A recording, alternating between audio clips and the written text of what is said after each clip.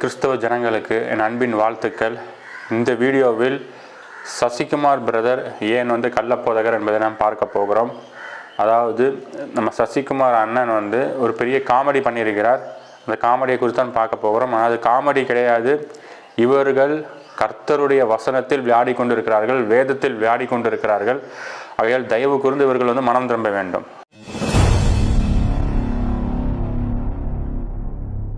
திருத்துவத்திலே ஒரு போலி திருத்துவம் இருக்காம்.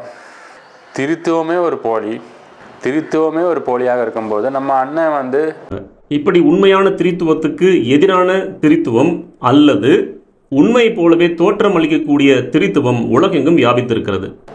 திருத்துவத்திலே ஒரு போலி திருத்துவம் இருக்கான். அப்படின்னா பாருங்க விசுவாசிகளே, எப்படியாக இவர்கள் உங்களை வஞ்சித்து கொண்டிருக்கிறார்கள், இவர்கள் உங்களை ஏமாற்றி கொண்டிருக்கிறார்கள்.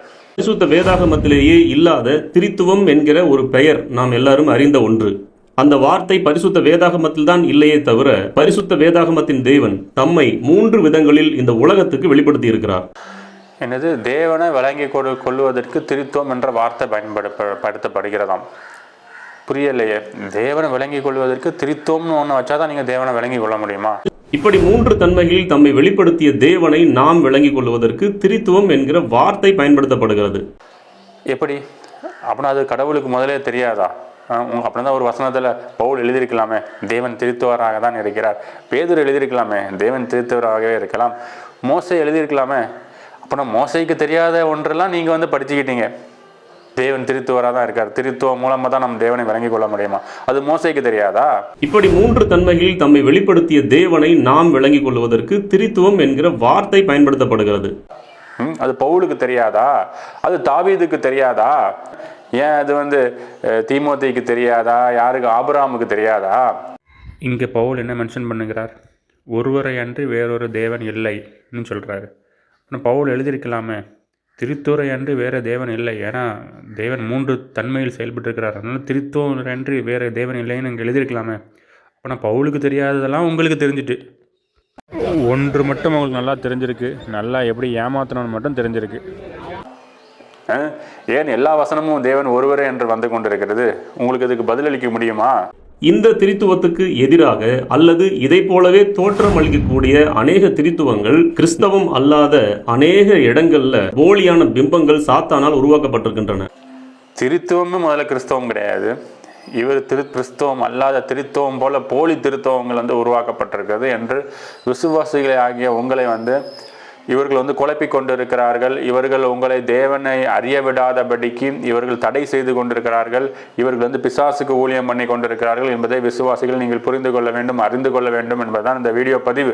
கிரேக்க நாட்டில் ஜியஸ், அத்தேனா, அப்பல்லோ என்கிற 3 தெய்வங்களை வணங்குறாங்க. இப்படி உண்மையான திருத்துவத்துக்கு எதிரான திருத்துவம் அல்லது உண்மை போலவே தோற்றம் அளிக்கக்கூடிய திருத்துவம் உலகெங்கும் வியாபித்திருக்கிறது. கிரேக்க நாட்டில் ஜியஸ், அத்தேனா, அப்பேலா என்ற 3 தேவன்களை வழங்குகிறார்கள் என்று அவர்கள் எல்லாரும் கள்ளப்போதகர்கள் என்று நம்ம அண்ணன் கூறிக்கொண்டிருக்கிற அந்த அண்ணன் அடுத்தது என்ன கூறுகிறார் என்பதை நீங்க பாருங்க. பிதாவாகிய தேவன், குமாரனாகிய தேவன், பரிசுத்த ஆவியானவராகிய தேவன், இவர்கள் தான் பரிசுத்த வேதம் சொல்லுகிற தேவத்துவத்தினுடைய மூவர்களாக இருக்கிறாங்க. இப்ப நம்ம அண்ணன் என்ன சொல்லுகிறார்? திருத்துவத்துல பிதாவாகிய ஒரு தேவன், குமாரனாகிய ஒரு தேவன், பரிசுத்தாவியாக ஒரு தேவன். இப்ப அண்ணனே இங்க டோட்டலாக என்ன சொல்லி கூறிக்கொண்டிருக்கிறார்? 3 தேவன். அண்ணனே 3 தேவன் வழிபாட்டில் இருக்கும்போது இன்னும் கிரேக்க நாட்டில் நிறைய 3 தேவன் கள்ள போதனைகள் இருந்ததாம். ஒவ்வொரு இடத்திலும் நிறைய கள்ள போதனைகள் இருந்தது என்று கூறிக்கொண்டிருக்கிறார். இவரே கள்ள போதனைக்குள்ளாக இருந்து கொண்டு, விசுவாசிகளே, இவர்கள் உங்களை கர்த்தரை அறிந்து கொள்ள விடாதபடிக்கு இவர்கள் எவ்வளவு நயவஞ்சகத்தோடும் தந்திரத்தோடும் பிசாசுக்கு இவர்கள் ஊழியம் பண்ணி கொண்டிருக்கிறார்கள் என்பதை இந்த வீடியோவில் பார்க்க போகிறோம். வசனம் நமக்கு டைரக்டாகவே கூறுகிறது. விசுவாசிகளே, நீங்கள் இவரை நோக்கி கேள்வி கேளுங்கள். எப்படி கூறுகிறது என்றால், பழைய ஏற்பாட்டில் பாருங்க, உன் தேவனாகிய கர்த்தர் என்று வருகின்றது. அப்படின்னா உன் தேவன் தான் கர்த்தர் என்று வசனம் நமக்கு திட்டமும் தெரியுமாக கூறி விட்டது. இவர்கள் உன் தேவன் கர்த்தர் இல்லை என்று கூறிக்கொண்டிருக்கிறார்கள். சரி, இப்போ இவர்கள் கோணத்தில் படி பார்க்கும்போது இல்லை அந்த தேவனாகிய கர்த்தர் 2வது தேவன் தான் என்று கூறிக்கொண்டிருக்கிறார்கள். ஆனால் பைபிள் வசனம் அப்படி கூறவில்லை. தேவன் ஒருவரே, ஒரே தேவன் நமக்கு உண்டு என்று எல்லா வசனத்திலும் கூறிக்கொண்டிருக்கிறது. நான் சாம்பிள் வசனத்தை நான் இப்பொழுது உங்களுக்கு காட்டுகின்றேன். 1 தீமோத்தேயு 2:5 எடுத்துக்கொள்ளுங்கள். தேவன் ஒருவரே, அடுத்தது பாருங்க, உபாகமம் 6:4, இஸ்ரவேலை கேள், நம் தேவனாய் கர்த்தர் ஒருவரே கர்த்தர், பிசாசு ஒருவர் உண்டு என்று பிசாசுகளும் விசுவாசத்தை அடைகின்றன. இப்படி எல்லா வசனத்திலும் நாம் பார்க்கும்போது தேவன் ஒருவரே என்று தான் வந்து கொண்டிருக்கிறது. அப்படின்னா இப்போ நீங்கள் மனதில் வைத்துக்கோங்க, தேவன் ஒருவர். அப்படின்னா பழைய ஏற்பாடு என்ன கூறுகிறது? தேவன் ஆகிய கர்த்தர். அப்போ தேவன் ஒருவர், ஒரே தேவன் தான் நமக்கு வந்து கர்த்தராக வந்திருக்கிறார். ஆனால் இவர்கள் பாருங்க, தேவன் ஒருவர் இருக்காரு, கர்த்தர்னு ஒருவர் இருக்காரு, பரிசுத்த ஆவியானவர் ஒருவர் இருக்காருன்னு இன்டைரக்டாக இவர்கள் 3 தேவனை போதித்துக் கொண்டிருக்கிற ஒரு கள்ள போதகன். குமாரனாகிய தேவன், பரிசுத்த ஆவியானவராகிய தேவன், இவர்கள் தான் பரிசுத்த வேதம் சொல்லுகிற தேவத்துவத்தினுடைய மூவர்களாக இருக்கிறாங்க. இந்த சசிகுமார் பிரதர் இவர்கள் மனம் திரும்பட்டும், இவர்கள் மனம் திரும்ப வேண்டும் என்பதற்காக தான் இந்த பதிவு. ஏனென்றால் பைபிள் டைரக்டாக கூறிக்கொண்டிருக்கிறது. இப்படி 3 தன்மைகளில் தம்மை வெளிப்படுத்திய தேவனை நாம் விளங்கிக் கொள்வதற்கு திரித்துவம் என்கிற வார்த்தை பயன்படுத்தப்படுகிறது. திரித்துவம்ங்கிற வார்த்தை வந்து வேதாகமத்தில் இல்லையா, ஆனால் நம்மளுடைய தேவன் வந்து தன்னை திரித்துவராக தான் காண்பித்திருக்கிறார் என்று வந்து அவர் கூறுகிறார். அப்படி திரித்துவராக காண்பிக்கிற தேவனுக்கு நான் திரித்துவமாக தான் இருக்கிறேன் என்று ஒரு வார்த்தையில் எழுதுறதுக்கு ஏன் அவர் எழுதவில்லை? இதற்கு சசிகுமார் பிரதர் பதிலளிப்பாரா? அதாவது பதில் அளியுங்கள். வேதம் திட்டமும் தெளிவுமாக தேவன் ஒருவரே என்று கூறிக்கொண்டிருக்கிறது. தேவனாகிய கர்த்தர் என்று பழைய ஏற்பாட்டில் கூறுகிறது. அப்படி அந்த ஒரே தேவன் தானே அந்த கர்த்தராக வந்திருக்க முடியும். வேற யாராவது வந்திருக்க முடியுமா? வந்திருக்கவே முடியாது. அந்த ஒரே தேவன் தான் கர்த்தர் என்பதை தான் வசனம் நமக்கு திட்டமும் தெளிவுமாக எல்லா இடத்திலும் கூறிக்கொண்டிருக்கிறது. அடுத்த ஒரு வசனத்தை நம்ம அதில் வந்து பார்த்துருவோம். 1 கொரிந்தியர் 8:4 ஒருவர் என்று வேறொரு தேவன் இல்லை என்றும் அறிந்திருக்கும்னு பவுல் எழுதிட்டாரு. ஏன் பவுலுக்கு அப்படின்னா திருத்துவ தேவனாக தான் இருக்காருன்னு எழுதியிருக்கலாமே. பவுலுக்கு வராத வெளிப்பாடுலாம் உங்களுக்கு வந்துட்டா பதில் கூறுங்க. அது பாருங்க, மத்தேயு 23:9 பரலோகத்தில் இருக்கிறவர் ஒருவரே உங்களுக்கு பிதாவாக இருக்கிறார். அவனா திட்டமும் தெளிவாக வசனம் என்ன கூறிவிட்டது? பரலோகத்தில் இருக்கிறவர் ஒருவர். ஏன் இது வந்து மத்தேயுக்கு தெரியாதா? எப்படி எழுதியிருக்கணும்? பரலோகத்தில் திருத்துவராக தான் பிதா இருக்கிறார் எழுதியிருக்கலாமே. அப்படின்னா மத்தேயுக்கு வராத வெளிப்பாடு எல்லாம் சசிகுமாருக்கு வந்து விட்டது. விசுவாசிகளே, உங்களுக்கான பதிவுதான். எவ்வளவாக இவர்கள் கடவுளுடைய அன்பையும் கடவுளுடைய வேதத்தையும் தவறாக போதித்து உங்களை வஞ்சித்து கொண்டிருக்கிறார்கள். இதன் நிமித்தம் இவர்கள் ஆக்கினை அடைய போகிறார்கள், இவர்கள் மனம் திரும்பாத பட்சத்தில். அடுத்தது பாருங்க, யாக்கோபு 4:12 நியாயப்பிரமாணத்தை கட்டளையிடுகிறவர் ஒருவரே. யாக்கோபுக்கு அது தெரியாதா? நியாயப்பிரமாணத்தை கட்டளையிடுகிறவர் திரித்துவரே. மறைமுகமாக வேதம் திருத்துவத்தை தான் போதிக்கிறது. அதனால நியாயப்பிரமாணத்தில் கட்டளையிட டைரக்டாகவே திருத்துவரேன்னு சொல்லி யாக்கோபு எழுதியிருக்கலாமே. ஏன் இப்போ யாக்கோபுக்கு தெரியாதது, மத்தேயுக்கு தெரியாதது, பவுலுக்கு தெரியாதது, மோசேக்கு தெரியாதது, தாவீதுக்கு தெரியாதது, ஆபிரகாமுக்கு தெரியாதது இவர்களுக்கு தெரிந்து விட்டதா? திரித்துவம் என்ற பெயரை வைத்துக்கொண்டு பணம் சம்பாதிப்பதற்காக தான் இவர்கள் வந்து போதித்து கொண்டிருக்கிறார்கள். விசுவாசிகளே, அடுத்ததாக இவர்கள் எதற்காக இப்படி 3 தேவன் 4 தேவன் என்று சென்று விட்டார்கள் என்றால், ஏன்னா டைரக்டாக ஒரு தேவன் என்று சொல்லுகிறது, தேவன் தான் கர்த்தர் என்று சொல்லுகிறது. எதற்காக உங்களுக்கு 3 தேவன் என்று சென்று விட்டார்கள் என்றால், இயேசு கிறிஸ்து பிதாவை நோக்கி ஜெபித்தார் அல்லவா? இப்போ அடுத்த ஒரு வசனத்தை நம்ம வந்து பார்த்துருவோம்.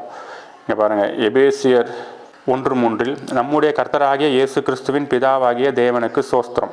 இப்போ இங்கே வசனம் எப்படி இருக்கு? நம்முடைய கர்த்தராகிய இயேசு கிறிஸ்துவின் பிதாவாகிய தேவனுக்கு சோஸ்திரம். பாருங்க இங்கே கர்த்தராகிய இயேசு கிறிஸ்துவின் பிதான்னு இருக்கா? அப்படின்னா இயேசு கிறிஸ்துன்னு ஒருத்தர் இருக்காரு, தேவன் இருக்காரு, பிதான்னு ஒரு தேவன் இருக்காருன்னு வந்துட்டாங்க. அது மட்டும் இல்லாமல் இயேசு கிறிஸ்து பிதாவை நோக்கி ஜெபித்து கொண்டே இருந்தார். அப்படி நிறைய சம்பவங்கள் புதிய ஏற்பாடில் இருக்கிறது. பழைய ஏற்பாட்டில் டைரக்டாக ஒரே தேவன் என்று இருந்து கொண்டிருக்கிறது. புதிய ஏற்பாடிலும் ஒரே தேவன் என்று தான் இருந்து கொண்டிருக்கிறது. ஆனால் இவர்கள் விலகி போனதற்கு காரணம், இவர்கள் திரித்தோம் என்று சென்றதற்கு காரணம் இயேசு கிறிஸ்து பிதாவை நோக்கி ஜெபித்தார் அல்லவா? இங்கே பாருங்க, நம்முடைய கர்த்தராக இயேசு கிறிஸ்துவின் பிதான்னு வருது அல்லவா? இப்படி எல்லாம் வருகின்றது அல்லவா? அதனால திரித்துவமாக மறைமுகமாக போதிக்கிறது என்று இவர்கள் உங்களை தவறாக வழிநடத்தி கொண்டிருக்கிறார்கள். அப்படி என்றால் நாம் எப்படி வேதத்தை பார்க்க வேண்டும் என்றால், ஒரே தேவன் தான் வருகிறது, அந்த ஒரே தேவன் தான் கர்த்தராக வந்திருக்கிறார் என்றுதான் வேதம் நமக்கு பழைய ஏற்பாடு முதற்கொண்டு திட்டமும் தெளிவாக நமக்கு கூறிவிட்டது. அப்படின்னா அதை அந்த கோணத்தில் வைத்துக்கொண்டு தான் இந்த வசனங்கள் எல்லாம் ஏன் இப்படி பேசப்படுகின்றது என்பதை நாம் பார்க்க வேண்டும். நம் வேதத்தை ஆராய்ந்து பார்க்க வேண்டும். இயேசு கிறிஸ்து இந்த ஒரே தேவனாக இருக்கும்போது எதற்கு இயேசு கிறிஸ்து பிதாவை நோக்கி ஜெபித்தார் என்று நாம் வேதத்தை ஆராய்ந்து பார்க்க வேண்டும். அப்படி பார்ப்பது தான் சரியாக இருக்கும். அப்படியாக எப்படி பார்க்க வேண்டும் என்பதை நான் என்னுடைய வீடியோவில் நிறைய வீடியோஸில் நான் எக்ஸ்ப்ளனேஷன் கொடுத்து கொண்டிருக்கிறேன். என்னுடைய பழைய வீடியோஸ் எல்லாத்தையும் நீங்கள் பார்த்துட்டு வாங்க. இப்போ இந்த வசனத்திற்கு மகேந்திரன் பிரதர் இப்போ வந்து இந்த வசனத்துக்கு இதை எப்படி பார்க்க வேண்டும் என்பதை எக்ஸ்ப்ளனேஷன் கொடுப்பார். அந்த வீடியோவை நீங்கள் பார்த்துட்டு வாங்க. கர்த்தராகிய இயேசு கிறிஸ்து அப்படின்றது வந்து வார்த்தை, சரியா? ஆமாம் ஆமாம், வார்த்தை தான் கர்த்தராகிய இயேசு கிறிஸ்துவா நம்மளுக்கு பூமிக்கு வந்தாரு. ஆமாம் ஆமாம் ஆமாம். அதாவது பழைய ஏற்பாட்டு காலத்துல ஃபுல்லா வார்த்தையை கொடுத்தாரு, ஆனா ரோல் மாடல்னு யாரையுமே வைக்கல. மோசே கிட்ட வார்த்தை கொடுத்தாரு, ஆனா ரோல் மாடல் வைக்கல. அவரை ரோல் மாடலா யாரையும் பின்பற்றுங்கன்னு சொல்லல. ஆமாம். தாவீது கிட்ட வார்த்தையெல்லாம் கொடுத்தாரு, ஆனா அவரை ரோல் மாடலா தாவீதெல்லாம் வைக்கல. அதே மாதிரி சாலமோன்ட்டையும் கொடுத்தாரு, எல்லாத்தையும் கொடுத்தாரு, ஆனா யாருமே ரோல் மாடலா வைக்கல. ஆனா இவர் மட்டும்தான் ரோல் மாடலா. ஏன்னா ரோல் மாடலா இருக்கா நீ அந்த வார்த்தையாவே இருக்கணும். ஆமாம் ஆமாம் ஆமாம் ஆமாம். அப்படின்னா அந்த ஆனா எந்த மனுஷனும் அந்த ரோல் மாடலா வர முடியாது, அந்த வார்த்தையா வர முடியாது. அப்ப அவரே அந்த வார்த்தை, அதுதான் சொல்லுது வார்த்தை மாம்சமானது அப்படின்னு சொல்லிட்டு. ஆமாம். ரோல் மாடலா இல்லாத அந்த வார்த்தை வந்து யாரையுமே முன்னாடி வைக்காத அந்த ரோல் மாடல், அந்த வார்த்தை வந்து தானே ரோல் மாடலா ஆக முடியும், வார்த்தையாகுது. இப்ப இந்த வார்த்தை இஸ் ஈக்குவல் டு தான் என்னன்னா கர்த்தராகிய இயேசு கிறிஸ்து. ஆமா. இப்ப அந்த வசனத்தை எப்படி வாசிக்கணும் அப்படின்னா, நம்முடைய வார்த்தையின் பிதாவாகிய தேவனுக்கு ஸ்தோத்திரம் உண்டாவதாக. ஆமா. அப்படிதான் அதை வாசிக்கணும். அதோட அர்த்தம் அதுதான், அதோட கீ அதுதான். கர்த்தராகிய இயேசு கிறிஸ்து இஸ் ஈக்குவல் டு வார்த்தை. ஆமா. அப்ப வார்த்தையின் பிதாவாகிய, வார்த்தை யார் கொடுத்தா? இயேசு கிறிஸ்து தான் கொடுத்தாரு. ஆமா. அப்ப இங்க என்ன சொல்லுது, இந்த வசனம் என்ன சொல்லுது? வார்த்தையின் பிதான்னு சொல்லுது. வார்த்தையின் பிதானா வார்த்தையை கொடுத்தவர் தான் பிதாவா இருக்க முடியும். ஆமா ஆமா. வார்த்தை யார் கொடுத்தா? பிதா இயேசு கிறிஸ்து கொடுத்தாரு. இயேசு கிறிஸ்து தான் கொடுத்தாரு. ஆமா. அப்ப பிதா யாரு? கர்த்தராகிய இயேசு கிறிஸ்து தான். அது ஒரே பாயிண்ட் அது.